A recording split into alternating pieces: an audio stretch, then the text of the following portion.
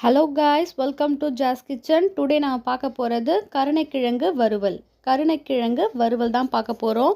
First அதுக்காக நான் சின்னதாக கட் பண்ணி எடுத்திருக்கேன் கருணைக்கிழங்கை. அதை 2 வாட்டி நல்லா தண்ணியில் அலசி சேர்த்துக்கோங்க. ஏன்னா அப்போ தான் அதோட அரிப்புத்தன்மை கொஞ்சம் கம்மியாக ஆகும். இப்போது எல்லாமே சேர்த்தாச்சு. இப்போ இதில் மசாலாஸை ஆட் பண்ணிக்க போகிறேன்.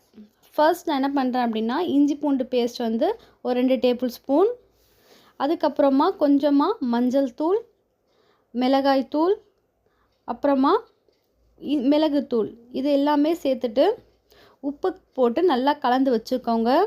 நான் இதே தான் வந்து மீன் மசாலாவுக்கும் இதே மசாலா மட்டும்தான் நான் சேர்ப்பேன். வேறு எதுவுமே எக்ஸ்ட்ரா நான் சேர்க்க மாட்டேன். அவ்வளோதாங்க. இதை நல்லா கிளறி ஒரு 5 மினிட்ஸ் அதை நல்லா மேரினேட் ஆகிற மாதிரி வச்சுடுங்க. இப்போது அந்த மசாலா வந்து கருணைக்கிழங்குல நல்லா டிப்பாக இருக்கும். இப்போது நம்ம ஸ்டவ் ஆன் பண்ணி எண்ணெயில் பொரிச்சு எடுக்கிறது தான் வேலை. அவ்வளோதான். வாங்க எண்ணெயில் இப்போ பொரிச்சு எடுக்கலாமா? எண்ணெய் காஞ்சதுக்கப்புறமா கருணைக்கிழங்கை கொஞ்சம் கொஞ்சமாக சேர்த்து வறுத்து எடுத்துக்கலாம்.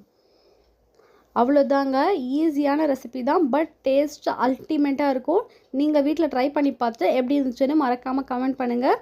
ஜாஸ் கிச்சன் சேனலுக்கு சப்ஸ்கிரைப் பண்ணுங்கள். தேங்க்யூ ஃபார் வாட்சிங்.